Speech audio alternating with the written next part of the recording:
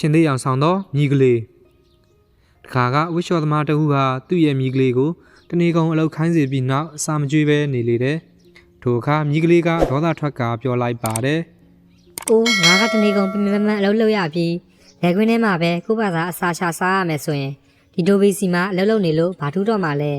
ငါကဘာလို့တောတဲ့ကိုမသွားရမှာလဲအဲ့ဒီမှာဆိုရင်အလကားအစာစားရမယ်အပြင်လှုပ်လဲလှုပ်เสียမလို့တော့ဘူးမြည်ကလေးကထိုးထိုးတွေးတော့ကတောထဲသို့ထွက်ခွာသွားလေတယ်တောထဲသို့ရောက်သောအခါတောရင်တိရစ္ဆာန်များဟာဟိုဒီတီပြေးလွှားနေကြတာကိုမြင်ပြီးမြည်ကလေးကအံ့အားသင့်သွားကပြေးနေသောယုံကလေးတစ်ကောင်ကိုတားပြီးမေးလိုက်ပါတယ်ဟေ့အဆွေယုံကလေးတောထဲကသတ္တဝါတွေအားလုံးကဘာလို့ပြေးနေကြတာလဲထိုအခါယုံကလေးကအကြောင်းစုံကိုပြောပြလိုက်ပါတယ်အိမ်ကြီးချင်းတော့ကချင်းနေမင်းကငါတို့တော့ကချင်းနေပြင်းနဲ့လာတိုက်ခိုက်နေတာသူတို့နှစ်ကောင်တိုက်ခိုက်ပြီးမော်ပန်လိုဖိုက်ဆန်လာတဲ့အခါတောထဲကတိရစ္ဆာန်တွေကိုတက်ဖြတ်ပြီးစားတော့လေးရှိတယ်ဘယ်သူကိုတက်စားမလဲဆိုတာမသိနိုင်ဘူးအဲ့ဒါကြောင့်ထွက်ပြေးနေရတာထိုအခါမြည်ကလေးကကြောက်လန့်သွားပြီးပြောလိုက်ပါတယ်အိုးဒါဆိုငါကအချိန်မှပြီးတောကိုရောက်လာခဲ့တာပဲ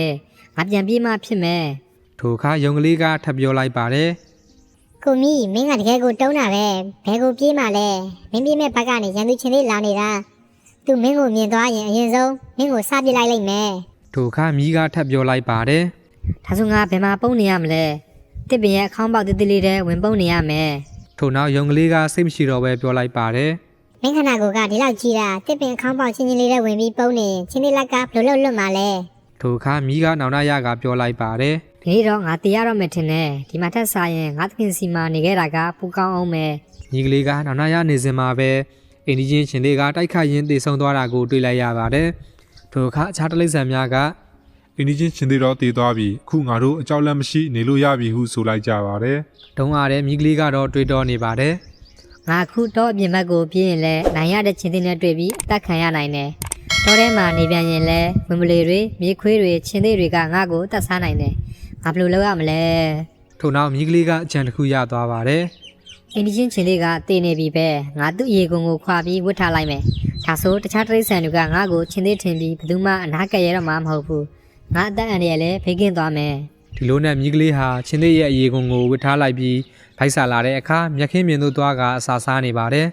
ထိုစဉ်တောထဲကတိရစ္ဆာန်တွေကသူ့ကိုချင်းသေးအမှတ်ဖြစ်ကြောက်ရွံ့စွာကြည့်နေကြပါတယ်သူတို့ထဲကမြောက်ကလေးတစ်ကောင်ကတော့တတိမွေးပြီးမေးလိုက်ပါတယ်ချင်းသေးမင်းအတင်ကညစားနေတာလားထိုအခါချင်းသေးအောင်ဆောင်ထားတဲ့မြည်ကလေးကဟုတ်တယ်ဒီနေ့ကစပြီးငါကတက်တက်လွတ်ပဲစားတော့မှာနောက်ပြီးမင်းတို့ရဲ့တငယ်ချင်းဖြစ်နေပြီးမင်းတို့အားလုံးကိုကာကွယ်ပေးသွားမှာတို့ကတခြားတိရစ္ဆာန်များကဝမ်းသာသွားပြီးဒါဆိုရင်ချင်းနေမင်းကမြက်ခင်းမြင်အထိကိုယ်တိုင်လာနေစရာမလိုပါဘူးကျွန်တော်မျိုးတို့ကိုယ်တိုင်လက်ဆက်တဲ့မြက်တွေနဲ့ချုံမြိန်တဲ့အသီးနှံတွေကိုလာပို့ပေးပါမယ်ဒီလိုနဲ့မြည်ကလေးဟာချင်းသေးကူရက်တွင်နေထိုင်ကတခြားတိရစ္ဆာန်များပို့ပေးသောအစားအစာများကိုအေးအေးဆေးဆေးစားတော့ရင်းနဲ့ပျော်ရွှင်စွာပြောလိုက်ပါတယ်ငါရဲ့ဆုံးဖြတ်ချက်ကတကယ်မှန်တာပဲလှုပ်လဲလှုပ်ရှားမလို့တော့ဘူးအစာလဲအလကားစားပြီးတောကိုလည်းအုပ်ချုပ်နေရတယ်ဒါပေမဲ့ဒီနေ့မှာတော့အနိုင်ရထားတဲ့ချင်းသေးကြီးကရောက်လာပြီးမြည်ကလေးကိုပြောလိုက်ပါတယ်ငါကဒီတော့ကချင်းနေမင်းကိုတတ်ခဲ့တာပဲမင်းကဘလို့လုပ်ပြီးပြန်ရှင်လာတာလဲထိုအခါမြည်ကလေးကလိန်ပြောလိုက်ပါတယ်ကျွန်တော်ကအရှင်လှုပ်ပေးအောင်လို့တေးချင်အောင်ဆောင်နေခဲ့တာပါချင်းသေးကြီးကမြည်ကလေးရဲ့ဘိုက်ပေါ်တွင်မြေကြီးများပေနေသည်ကိုမြင်သွားသောအခါ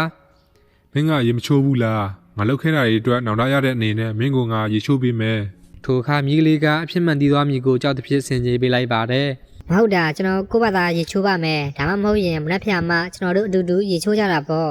ဒီလိုနဲ့မြည်ကလေးဟာတောဆက်ကိုထွက်ပြေးလာခဲ့ပါတယ်သူဟာချင်းသေးရေကုန်ကိုချွတ်ထားခဲ့ပြီးမြို့ထဲသို့ပြန်ဝင်လာတဲ့အခါမှာသူ့ရဲ့သခင်ဖြစ်သူနဲ့ပြန်လည်တွေ့ဆုံခဲ့ပါတယ်ထိုအခါသခင်ဖြစ်သူကဝမ်းသာအားရနဲ့ပြောလိုက်ပါတယ်အမီလေးမင်းဘယ်ရီရောက်နေတာလဲမင်းမရှိတော့ငါအလုပ်လုပ်ရတာအရန်ပင်ပန်းတာပဲမင်းဘလောက်အလုပ်ကြိုးစားတယ်ဆိုတာငါအခုမှငါသိရတော့တယ်ဒီနေ့ကစပြီးမင်းကိုဘိုက်ဝါအောင်အစာကျွေးပြီးမှငါလည်းအစာစားတော့မယ်မြည်ကလေးကလည်းဝမ်းသာအားရနဲ့ပျော်ရွှင်စွာပြောလိုက်ပါတယ်ငါရဲ့ဆုံးဖြတ်ချက်တွေအားလုံးကတကယ်ကိုမှန်ကန်ခဲ့တာပဲ